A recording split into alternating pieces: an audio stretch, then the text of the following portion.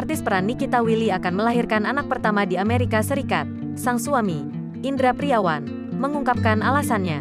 Indra Priawan mengatakan, ada beberapa faktor yang menjadi pertimbangan Nikita Willy bakal melahirkan di Amerika Serikat.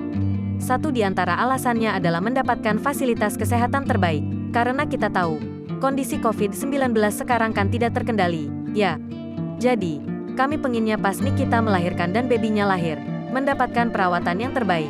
Ungkap Indra Priawan seperti dilansir Kompas.com dari kanal YouTube Nikita Willy Official. Minggu, tanggal 28 Februari tahun 2022. Sebelum memutuskan hal tersebut, Nikita Willy dan Indra Priawan sudah berdiskusi dengan keluarga hingga teman yang sempat melahirkan di Amerika Serikat.